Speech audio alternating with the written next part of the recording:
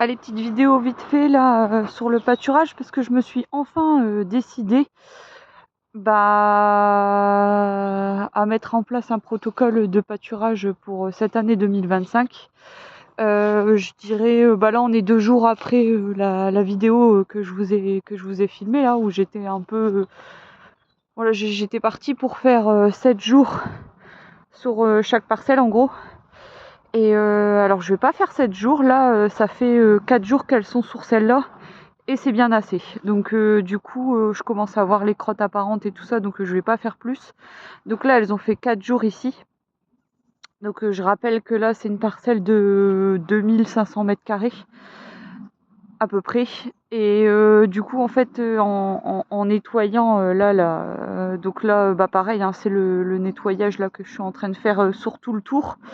Il manque plus grand chose. Enfin, il manque plus grand chose. J'ai bientôt fini, voilà. Mais en gros, j'enlève les pruneliers qui poussent, parce que j'ai des pruneliers qui poussent au bord du grillage, et quelques ronciers, mais il y en a pas beaucoup. C'est vraiment par zone, donc du coup, ça va relativement assez vite. Je dis relativement parce qu'il y a quand même du mètre carré, du métrage, et puis je suis toute seule, donc voilà. Alors donc du coup, j'ai vu en faisant ça qu'elle m'avait quand même bien chanté le grillage. Donc là je l'ai un petit peu redressé, mais elles sont sorties hier, donc se sont déjà repositionnées dessus. Mais sinon le grillage était complètement tordu, et puis j'ai des mailles qui commencent à sauter, donc quand c'est ça, c'est pas bon du tout. Donc ce que je vais faire en fait, c'est que je vais planter, je sais plus si vous vous souvenez, j'avais fait des couloirs de passage pour les chèvres là, les couloirs fixes, donc ça fait des piquets en métal jaune là, avec les queues de cochon. Et ben en fait je vais les mettre tout du long, pas très loin du grillage, et je vais juste mettre un fil en haut. Donc je vous ferai voir à quoi ça ressemble, mais juste pour protéger le grillage, donc du coup elles n'auront pas accès aux haies. Et en fait sur les haies je leur ouvrirai, je dirais peut-être 2 à 3 fois dans la saison. Donc c'est vraiment moi qui déciderai, qui décide quand est-ce qu'elles vont sur les haies et combien de temps elles y vont. Comme ça, je verrai tout de suite si elles font trop de dégâts, les laisser moins longtemps, et vice versa quoi. Donc du coup, je pense que je vais faire ça. Du coup, elles auront plus du tout accès aux haies. C'est moi qui leur donneront l'autorisation. Et donc du coup, comme ça, en faisant un piqué et un fil au-dessus, près de la clôture, du coup, elles continuent à manger l'herbe. Donc je vais faire ça. Ensuite, du coup, celle-ci, je vais la découper en 3.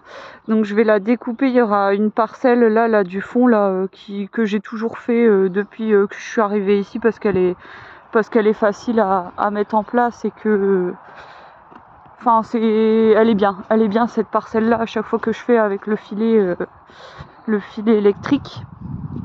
Donc du coup, il va en avoir une là. Il va en avoir une du coup là. Et il va en avoir une là. Du coup, elle sera découpée en 3.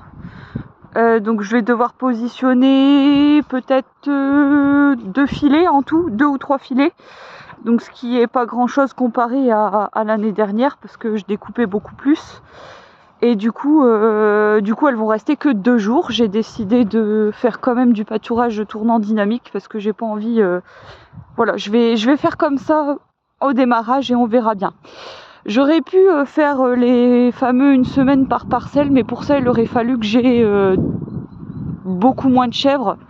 Donc allez, 5 chèvres, ça aurait suffi à laisser 1 semaine, et du coup casser avec un autre animal, ce que je n'ai pas. Donc du coup on va pas faire comme ça, vu que j'ai pas d'animaux qui peuvent casser au niveau du parasite, et au niveau alimentaire, la façon de manger les espèces qui sont différentes, vu que je pars sur du mouton. Donc du coup on va faire comme ça.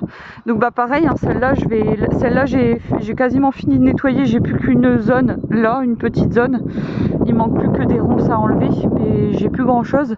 Je pourrais déjà le faire maintenant, hein. Donc du coup c'est fortement possible que j'ai fini assez vite. Mais là elles ont fait 4 jours. Elles vont faire 4 jours ici.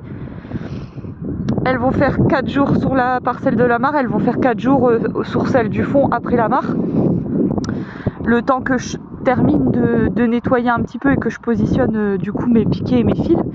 Et du coup je vais faire pareil que celle-là là. Je vais mettre tout au bord de la clôture, donc mes fameux piquets avec queue de cochon et un fil au-dessus. Donc ça je vous ferai voir. Et du coup celle-là elle sera coupée aussi en 3 je pense. Donc du coup il y aura une parcelle sur le côté là. Et ensuite il y aura pareil. Alors si je me place bien pour que vous voyez, il y aura 2 parcelles, donc au fond et au bord en gros. Donc c'est pareil, ça fera 3.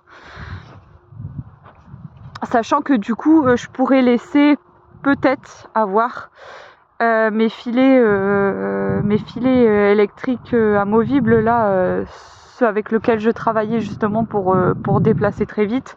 Je pense que je pourrais les laisser en position, comme ça leur fera entre guillemets un couloir. Alors un couloir qui sera un peu moins un couloir que ces piquets là parce que c'était assez précis comme couloir.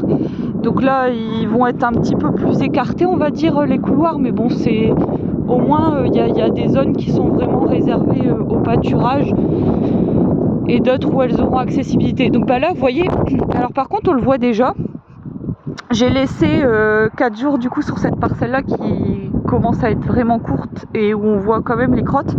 Et là vous voyez ça a permis en fait à l'herbe de repousser. J'avais pas ces longueurs là il y a quelques temps là.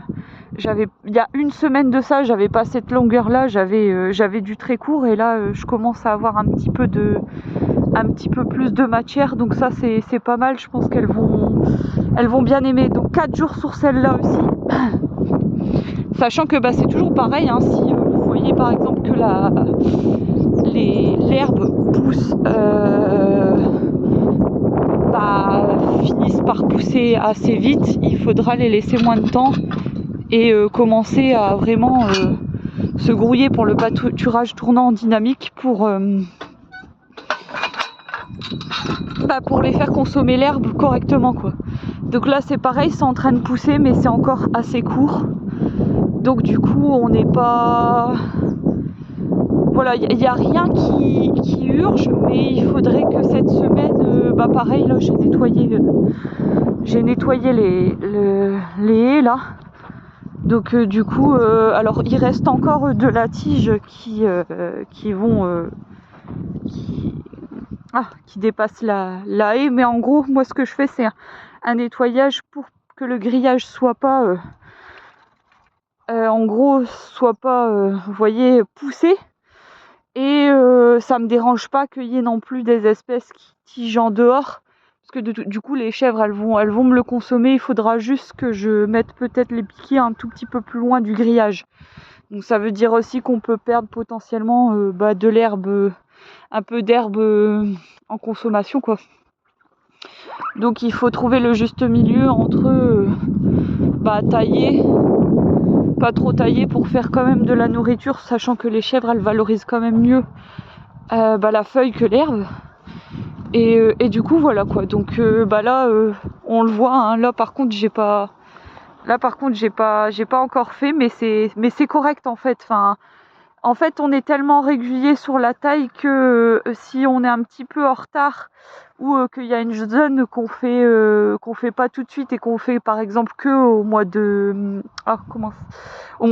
par exemple, c'est pas très grave parce que ça reste propre quand même. Vous voyez, c'est pas catastrophique. Alors il faut le faire, mais c'est pas non plus catastrophique quoi. On arrive à voir le grillage et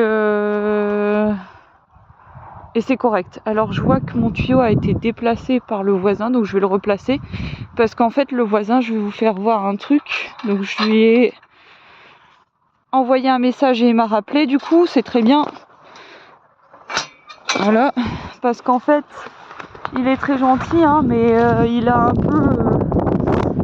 un peu débordé, alors je sais pas si on le voit, mais en gros il a mordu, je dirais, sur un bon rouleau, donc ça fait un bon 50 cm sur tout le long là de la plate-bande enherbée qu'on a. Et en fait, ce qu'il y a, c'est que... comment je pourrais dire ça ? En fait moi ça m'embête parce que comme lui il met des produits et que moi je sors mes bêtes sur la pâture, j'aimerais bien conserver cette plate-bande enherbée qui est chez moi en plus. Donc voilà, il n'y a pas de raison. Et du coup je lui ai dit. Et du coup mon tuyau d'assainissement, enfin mon tuyau d'écoulement des eaux là qui pompe nos eaux à nous, et je le mets de son côté à lui, entre guillemets, parce que du coup c'est encore chez nous en fait. Et en fait le rouleau qu'il a fait, du coup ça attire l'eau vers son champ et pas vers chez nous. Et tant pis pour lui, il a qu'à respecter les délimitations. Et s'il avait respecté les délimitations des propriétés, mon tuyau il serait chez moi et il serait pas entre guillemets là il est toujours chez moi, hein, du coup le tuyau vu qu'il a 50 cm, mais du coup la flotte elle part chez lui quoi, donc de la merde. Après nous on n'est pas drôle, on n'est pas chiant. S'il y a un problème il vient nous voir, il n'y a pas de souci. Mais par contre s'il commence un peu à nous emmerder, de la merde quoi, on va être un peu chiant aussi du coup. Donc du coup voilà quoi, si chacun respectait ses délimitations de propriété, il y aurait rien à discuter en fait. Donc là c'est pareil, s'il me dit quelque chose pour mon tuyau, et je lui répondrai que tout simplement mon tuyau il est chez moi vu que c'est lui qui l'a débordé. C'est pas de ma faute si ça fait un boudin avec son engin, hein. Du coup le boudin, forcément l'eau elle est attirée chez lui, ok, l'eau elle est attirée chez lui, mais le tuyau il est toujours chez moi. Donc du coup il a dans l'os, parce que si c'est ça, c'est très simple en fait, il faut contacter alors je sais plus trop bien comment ça s'appelle, mais en gros on peut faire venir un conciliateur après que vous avez échangé avec votre voisin. Si vous vous entendez toujours pas, vous faites venir un conciliateur en fait, et puis si ça va toujours pas, ça part au tribunal. Mais pour arriver au conciliateur, déjà je pense qu'il y a moyen de s'entendre avant. Et par contre, dès qu'on fait appel à conciliateur, de toute façon, si je lui dis ça, il va paniquer quoi. Il va paniquer parce qu'il sait que là il est en tort. Et du coup c'est très vite, comme c'est borné, c'est très vite réglé en fait. Donc voilà, les poulettes. Il fait frais, hein, mais il y a du petit soleil, alors c'est agréable. Bon je vais vous laisser, voilà un peu pour les nouvelles. Alors je vous ai pas fait voir la découpe que je vais faire sur la parcelle de sol et l'autre. Je vous la ferai voir une autre fois, mais c'était pour vous dire déjà que c'est bon, dans ma tête c'est clair, je vais continuer le pâturage tournant dynamique, donc maximum 2 jours sur la parcelle. Et par contre je fais moins de découpes, mais je vais encore faire des découpes. Mais du coup visiblement ce serait plus sur à chaque fois à peu près 3 parcelles, sachant que 3 découpes sur une parcelle, donc là de 2 fois 2500 mètres carrés. Et du coup la parcelle de la mare c'est un peu plus spécifique parce qu'il y a plus de découpes à faire, vu qu'il y a la mare en plein milieu. Là il y a la zone des poules et des oies où les chèvres n'y vont pas, parce qu'en plus j'ai mes arbres. Puis je pense qu'on va planter quelques fruitiers là. Donc voilà. Allez, je vous laisse, à plus.